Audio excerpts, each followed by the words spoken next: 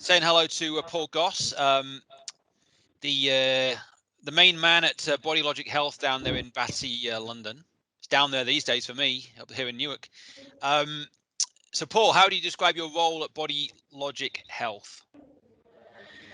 I'm the clinical director here, and so essentially I sort of see my role now very much in terms of training and guiding the team, helping the team come through and learn particularly about the movement journey that we've created, and also looking at our business development, our client journeys, and how we can improve what we're doing and what we're offering to our clients.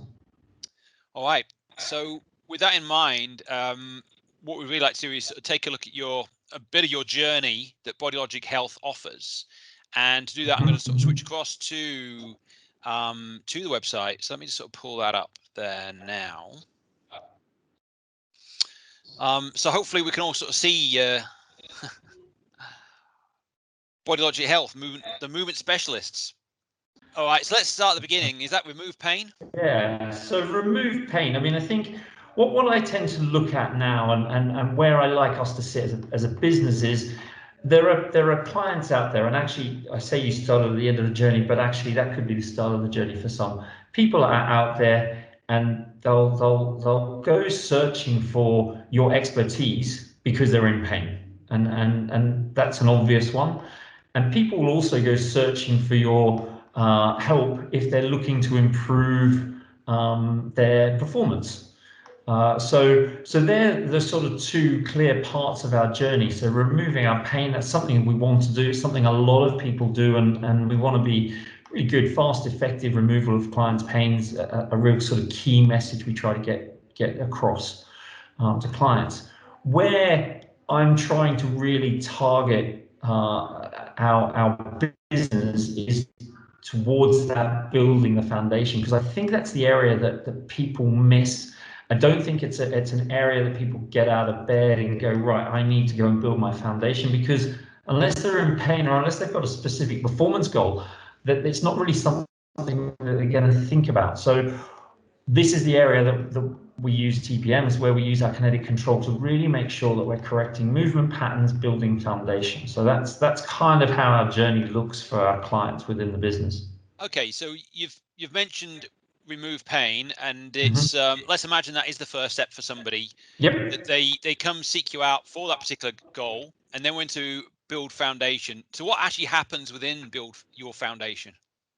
So build foundation, the big transition there is it's the assessment and evaluation of what's happening with people's movement. Now that takes a number of different levels within the business. The TPM screen is one of the key ones that we use to transition people across, help people understand that once their pain's gone, there might be movement faults that are underlying that will potentially create a return or recurrence of that issue.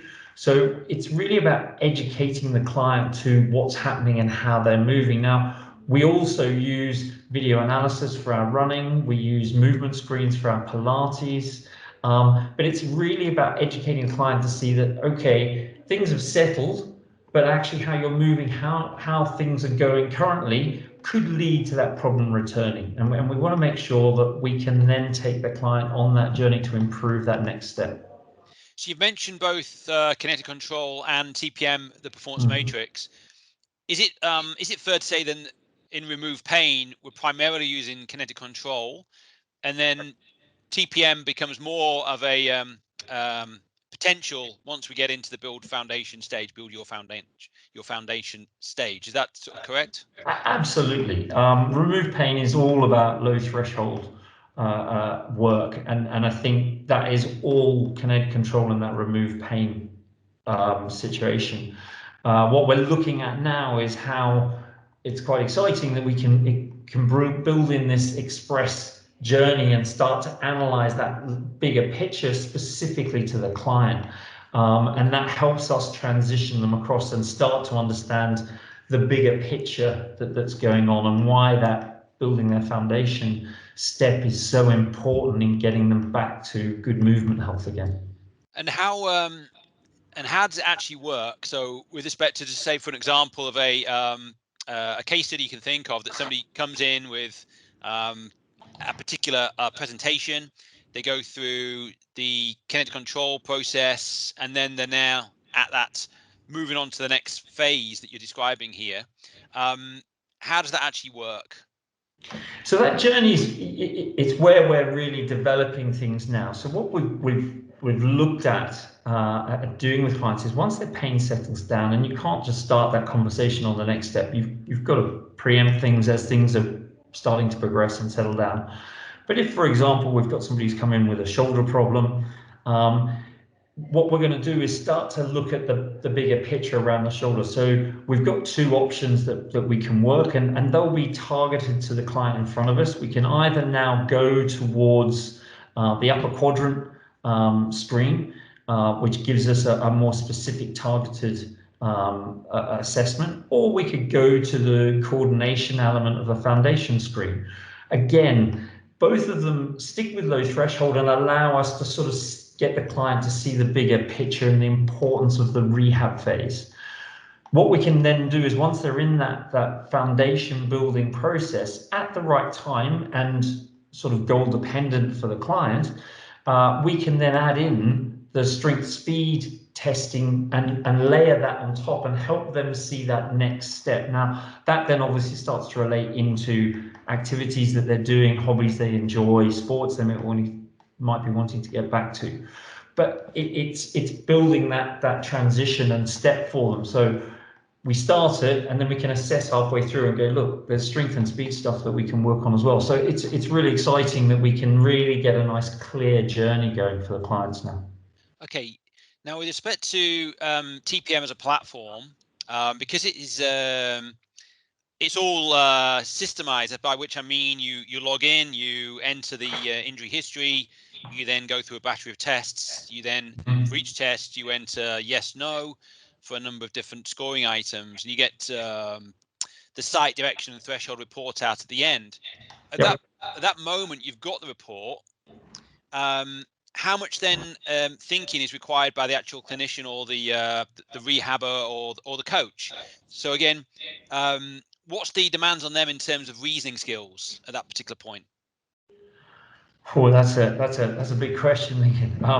I think that's twofold. I think there's a really beautiful element to TPM, is that if you screen somebody and you pull out their results, if you pick 3 areas to work on, you're going to improve that person's movement. So you're going to have a positive effect on them. What happens over time as you build experience of using the system and understanding the client's journey fully, and I think that's such a key thing. You really got to understand your client's journey. Where are they trying to get to? What are the key elements that are involved in that?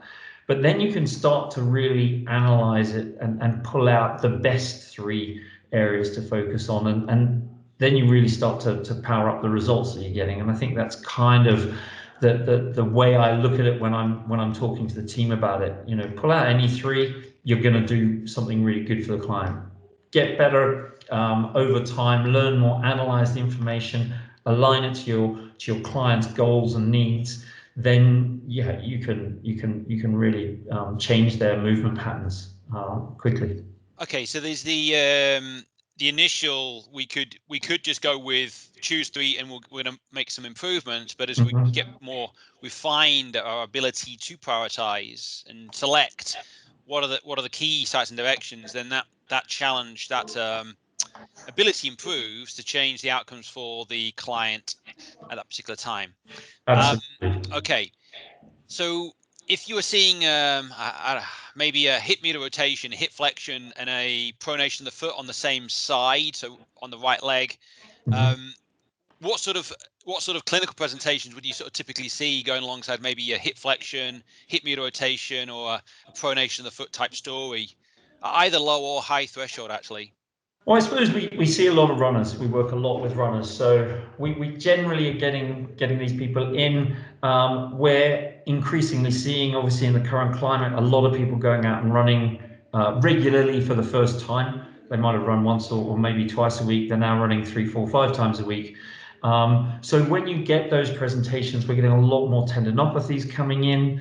a lot more sort of shin loading, heel loading, plantar fascia stuff coming through as a result of that, and they fit really nicely with those patterns that you're seeing. So it's great to be able to then discuss with the client, you're settling down the pain, we can see why it's happening, and then we can take that journey on. So that's when you start to get really targeted with what you're trying to address. Is that Okay. sort of along the lines you were? Yes, I mean, I guess each site and each direction, say hip flexion or hip media rotation, has some sort of relevance in terms of we believe it's going to place a certain type of stress on tissues repeatedly if this Yep. individual uses that particular pattern. Again, in real life, not just in testing, and that's again a bit of an assumption, a bit of a hypothesis around the system. But I think over the years you've sort of seen that again and again as something that does marry up with the actual sort of clinical reality. And probably again with that running group that you do work with, those are fairly common, I guess. Okay. Yeah. We've And it's touched on a couple of also, times. Oh, sorry, Paul, you go. sorry, it's also quite nice to, and it's another thing I really love about the TPM process is that you're relating something through to the pain and that low threshold retraining strategy, which you start with, and you've got to keep the main thing. So that works really well. But when the person's back and starting to run again and they're starting to ask questions about performance and other things, you can take that next step and you can go into that high threshold retraining strategy and start to actually help them with that side of what's going on. Yeah. So you get that layering, which is so nice in terms of where you can go with the client and explaining to them why they're doing what they're doing, why their exercises are so important, that they're So done that the way they want them. it gives that reason for doing everything has a reason within the program. Yeah. And we're seeing there that in the presence of pain, we might be doing more of the low threshold type retraining, and then we're going to start progressing on towards the more high threshold.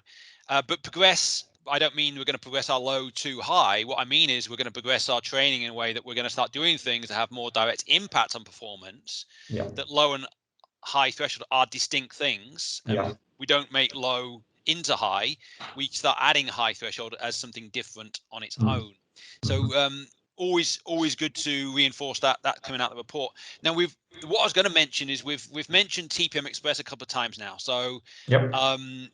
for a long time we've used a 10 test matrix, either something like the running matrix or TPM or the foundation matrix or base, and a number of tests, low and high threshold, and again, to a period of time, it can take sort of, up to half an hour or more of delivering that whole session. Maybe setting aside an hour for that first session in terms of testing and going through the report and Yeah. everything else. Now, recently we introduced TPM Express. This has only 4 or at most 5 tests within it, and you can classify by low and high threshold or upper quadrant, lower quadrant. So one of the key things today was to really sort of think about what changes that makes, having that ability now to have the TPM Express within the system. Yeah, I mean, I think it's really opening up opportunity to get the clients to understand the part of the journey they're in. I think previously the foundation screens, the base screens are great. There's a lot of information in there. But if you've got a client who's come in with a shoulder problem and you're starting to look at their foot movement, you have to be really slick with your discussions to make sure that they understood why it was important in the whole journey. Now we can target it and we can target the journey. So you've got a shoulder problem. Let's look at your upper quadrant. Let's look at the pain mechanism and bring that whole area together and help you understand how that all relates to what's happening currently. But then we can take it on from there. So we can add it into our client journey at the right time for the client when they're ready for it. And not everybody's going to go through the full journey, but if we can start to introduce the concept of movement and how everything interacts together, it helps them understand and they can see the progress they're making. Then the next bit of that journey becomes easier. And we're now not needing to try and find an hour to do it. Okay. We can do it in a half-hour session. So if it comes up that that person comes in, it's appropriate right now, we can go on, we can screen them, we've got time to do it in that session and help move that journey along for them. So we become a bit more agile, a bit more dynamic in how we can deal with the clients, depending on how they're progressing. Okay. So the idea that if the standard session is 30 minutes, Yeah. it's not meaning that TPM is ruled out, then we're going to have to book another session and get 60 minutes in. Okay, so that's excellent. That's really a positive in terms of the business, but also the client experience, that they don't have to sort of go, oh, I went for something and I've got to go again for something else that I've never heard of, and he wants to look at my foot even though my shoulder hurts. A really nice result of that is that we tend to get that first screen in sooner. And I think that's kind of the essential thing, is that we can get that screen in.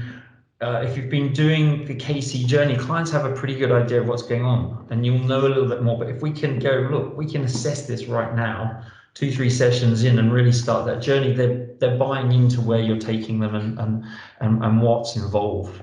Okay, I think that's a really important point of distinction. Again, is the narrative to the client might be, well, if their shoulder hurts, we're going to apply testing more relevant or more related, it seems, to that region, more easy to explain at least, even though we can make a good case, and we've done it many times, about how people problem solve with their whole body, and there could be something down in the lower extremity affecting upper extremity, depending on what sport or activity they're involved in.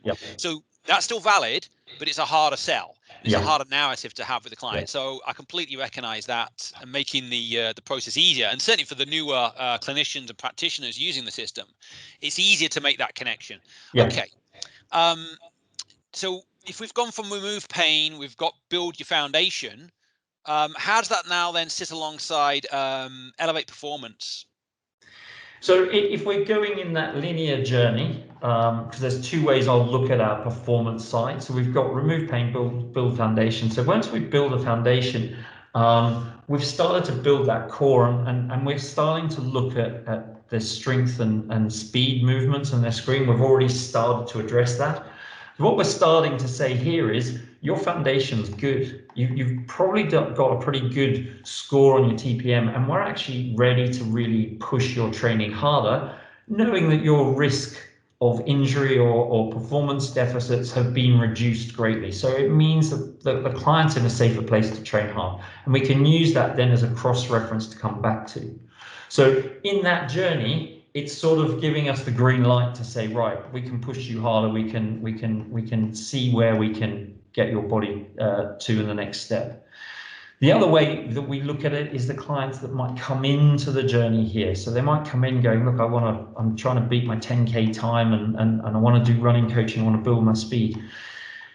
Without directly talking about it, but what we will do is naturally drop them back into the build foundation. So we might not look at the coordination side, but we might start with the sort of, let's do your your foundation, but we'll do your strength and speed assessment, because there's no injury level in there. So we can go in, we can do a screen from the start that relates straight back to their performance. We can see how they're moving, see they've got the control at speed and when a load is added in. And if they're good, great, we can push straight through. But if they're not, we can explain to them why this is going to hold them back if we do performance training, why potentially it might actually lead to an injury risk. So it again helps add absolute clarity to the journey for the client. They understand why they're doing what they're doing. Okay, so we've got that transition from remove pain to build your foundation, and that's sort of based around the present to pain. We then get into more multi-joint testing, which is TPM, and then we can progress on to elevate performance. Almost the threshold we need to cross to get into that final element of the journey here, at least. But it might be the case that people coming in for elevate performance, we might still go into the build foundation component, do the multi-joint testing of TPM to identify how we can do elevate performance better.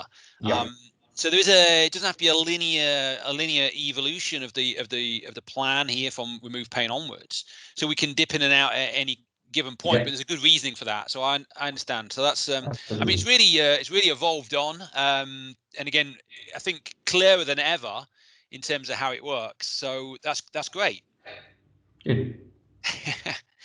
Okay, so just any sort of final points on then the use of your different skill sets within the team. So you've got physios, you've got sports rehab, and I guess Pilates.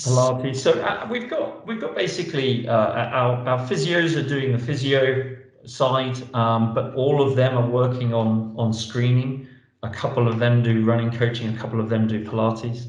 Then we've got our performance coaches, and they will be working in the gym. So we have under our performance training a foundation training level first that they will work in, and that's where we screen them as well. So there's foundation training that we do before we build performance training. So we look at strength, stability, technique, stamina, and mobility. So we're covering everything. So TPM is our stability phase. We cover everything through there. And they will then also do some Pilates or some running as well. So the team really blend, and where they blend is in that build foundation. They cross each other dynamically through that period to try and help bring that client journey together. In fact, even to the point now where our performance coaches who have great skill set to do the running injuries and sports injury assessments, so those acute injuries, and they're now doing that first remove pain so we can accelerate people through into their foundation building phase quicker. Okay, I think just to sort of bring it together then, where's it going to go next? So I know there's been a lot of work to get to this point, but what are sort of the ideas you're thinking, maybe this is where we could take it next? Without giving all your business secrets away, of course. Yeah. So there's I suppose, I mean, the next big thing, which we're in the throes of hoping to launch fairly shortly is running logic. So we're actually taking our running platform and a lot of the concept and ideas really around building foundation and having a better movement patterning in place before you try and elevate your performance to a sort of online running platform to try and help educate clients, runners anywhere, on understanding how they move and what sort of simple steps they can take to change how they're moving. So that's sort of the next thing that we're working on now. Okay, so there's always more, as ever, as I'd expect Absolutely. with you guys. Yeah. So that's brilliant for now. So I'm going to sort of just flick across back to the stop sharing. I'll see yourself. There you are. And I'll just do the stop the recording. So on that, Paul, thanks for your information so far. I'll join you again in a moment, but I'm going to stop recording for that. Yep. Okay.